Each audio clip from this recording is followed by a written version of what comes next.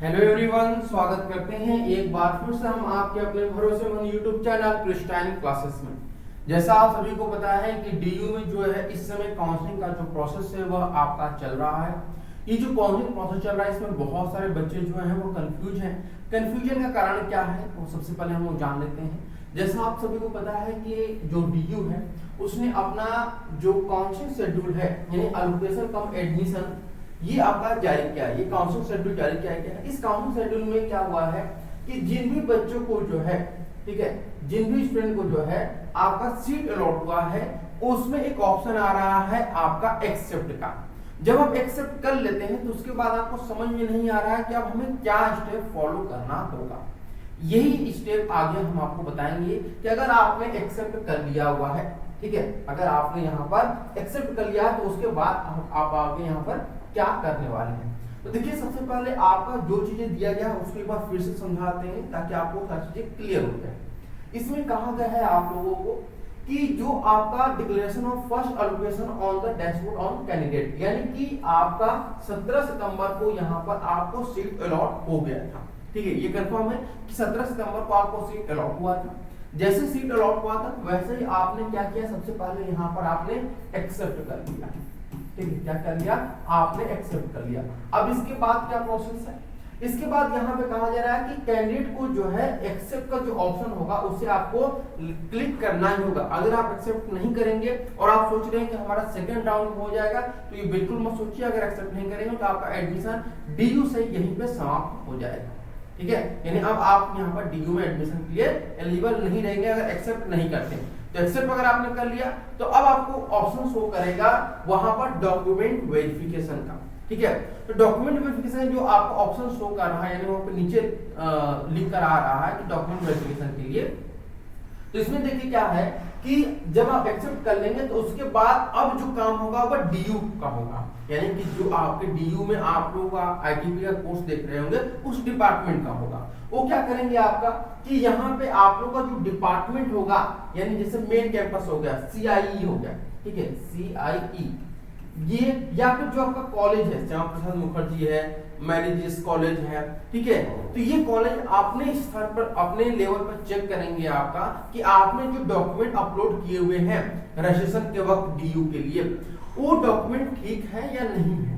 मान लेते हैं किसी स्टूडेंट का जो है वो ओबीसी कैटेगरी का बिलोंग करता है। ठीक है, अगर आप ओबीसी कैटेगरी से बिलोंग करते हैं, यहाँ पर मान लेते हैं कि आप ओबीसी से बिलोंग करते हैं और आपका जो सर्टिफिकेट है यानी कि जो आपका ओबीसी कैटेगरी सर्टिफिकेट है वह 1 अप्रैल 2024 के बाद का नहीं है, वो 1 अप्रैल 2024 के पहले का है। तो आपको एक ईमेल आएगा, ठीक है, आपको एक ईमेल आएगा कि आपका डॉक्यूमेंट जो है वो सही नहीं है, इसे आप सही कर लीजिए। अगर सही नहीं करेंगे तो आपका एडमिशन कैंसिल करा दिया जाएगा।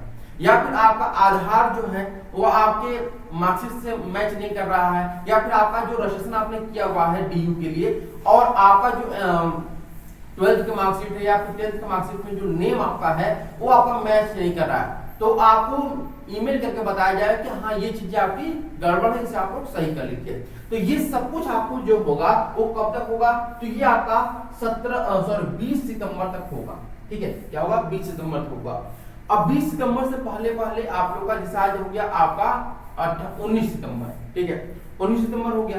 अब आज आप लोग को हो सकता है कि जिनका भी डॉक्यूमेंट बिल्कुल क्लियर होगा उनको फी पेमेंट का लिंक चला जाएगा। ठीक है, समझ में आता है आप लोगों को। अगर यहाँ पर जो अप्रूव करते हैं आपका डॉक्यूमेंट वेरीफाई करेंगे, वेरीफाई करने के बाद आपके डॉक्यूमेंट को अप्रूव कर देंगे, हाँ इस स्टूडेंट का डॉक्यूमेंट बिल्कुल वेरीफाई है।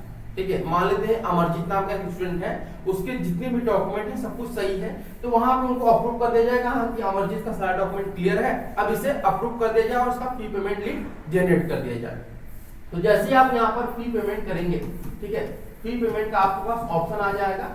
तो जब आप फी पेमेंट कर देंगे यहाँ पर, तो ये फी पेमेंट की लास्ट डेट यहाँ पे ध्यान रखिएगा 21 सितंबर रखा गया है, यानी 21 सितंबर शाम को 5 बजे तक आपको फी पेमेंट करना है। हो सकता है अभी तक आपको फी पेमेंट का लिंक न गया हो, तो इसका कारण क्या हो सकता है कि आपका डॉक्यूमेंट अभी भी वेरीफाई किया जा रहा है और आपका डॉक्यूमेंट कोई ना कोई दिक्कत है तो आपको ईमेल किया जाएगा। ठीक है, और उसी ईमेल के द्वारा आपको जो भी चीजें हैं वो आपको पोस्ट करना होगा या फिर उसको मेल करना होगा। ठीक है, तो जब आपको फी पेमेंट हो जाएगा तो फी पेमेंट के बाद आपको क्या करना होगा, यहाँ पर आपके पास दो ऑप्शन आएंगे।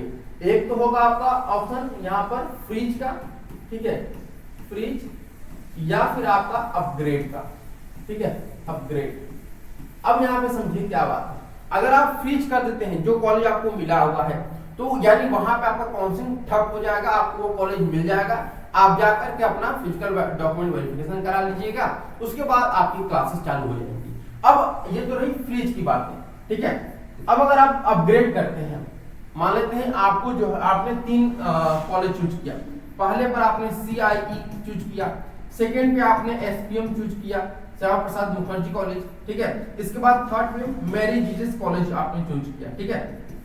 अब आपको तीसरा कॉलेज मिल गया है, आप चाहते हैं कि आपको मैरी जीसस से आपको जो है वह अपग्रेड होकर के CIE मिल जाए, तो अब आपको अपग्रेड पर छोड़ना है, ठीक है, क्या करना है, अपग्रेड पर छोड़ना है। तो जब आप अपग्रेड पर कर देंगे यहाँ पर, तो ये आपका ऊपर की तरफ जाएगा, ठीक है। हो सकता है आपको SPM मिल जाए, आपको CIE मिल जाए, तो आपको जो भी अपग्रेड में कॉलेज मिलेगा आपको एक्सेप्ट करना ही होगा। ये नहीं कि हमें SPM मिलेगा तो हम SPM नहीं लेंगे, वो आपको ये नहीं बोल रहा है आपको लेना है, वो आपको निर्देश दे रहा है, आपको बोल रहा है कि आपको लेना ही पड़ेगा, नहीं लेंगे तो फिर आपका यहाँ पर एडमिशन जो है अपना कैंसिल करा लीजिए, विड्रॉ करा लीजिए, आपका फीस पेमेंट आपको वापस हो जाएगा, ठीक है।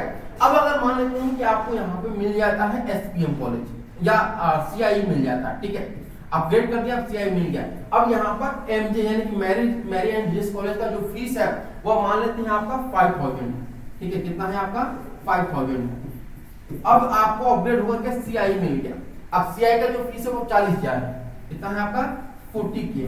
तो अब आपका यहाँ पे जो फी पेमेंट करना होगा फिर से, वह फिर से आपको फी पेमेंट करना होगा, वो होगा आपका 35K, और ये जो 5000 होगा आपका 5K, वो उसी में आपका क्या कहते हैं उसको मर्ज हो जाएगा और आपका उसमें मिल जाएगा, यानी आपको अब जो फी पेमेंट करना होगा वो 35K पेमेंट करना होगा। इनकेस मान लेते हैं आपका जो है मैरी एंड जीसस कॉलेज का फीस जो है वो 5000 है और CIE का जो फीस है वो 2000 रुपए है, तो आपने 3000 एक्स्ट्रा जमा कर दिया, तो आपका 3000 रुपए आपके अकाउंट में वापस आ जाएगा, ठीक है। तो जब आप यहाँ पर फी पेमेंट कर देंगे, अपग्रेड हो गया, अपग्रेड बाद अपना फी पेमेंट मतलब जो कॉलेज मिलेगा उसमें जो भी फी पेमेंट होगा आपने पेमेंट कर दिया, उसके बाद आपको कॉलेज जो है वहाँ पे लॉक करने का ऑप्शन आएगा कि आप हम लॉक कर दे रहे हैं या फिर आप फ्रीज कर दीजिए, तो वहाँ पे फ्रीज और लॉक कर देंगे तो आपको वहाँ पे सीट कंफर्मेशन हो जाएगा, उसके बाद अपना डॉक्यूमेंट वेरिफिकेशन करिए और अपना जाकर के एडमिशन वहाँ पर लीजिए और अपना क्लासेस वहाँ पर शुरू कर दीजिए। तो ये आपका प्रोसेस कंप्लीट था, उम्मीद करते हैं आपको कोई भी डाउट नहीं होगा। तो सबसे पहले आपने जो एक्सेप्ट कर लिया, उसके बाद आपको फी पेमेंट करना है, फी पेमेंट तभी आप करेंगे जब DU प्रशासन की तरफ से आपको ये मिल जाएगा कि आपके सारे डॉक्यूमेंट बिल्कुल ओके हैं, उन्हीं की तरफ से आपको जो है फी पेमेंट का लिंक भेजा जाएगा। तो फी पेमेंट के बाद आप चाहे तो फ्रीज कर सकते हैं या फिर आप अपग्रेड कर सकते हैं। उम्मीद है आपको डाउट नहीं रहा होगा, अगर कोई डाउट हो तो आप लोग हमें मैसेज करिएगा, कोशिश करें आपके सही मैसेज का जवाब दे सके। आज के लिए इतना ही, फिर मिलते हैं नेक्स्ट वीडियो में, तब तक के लिए धन्यवाद। Thank you so much for watching this video.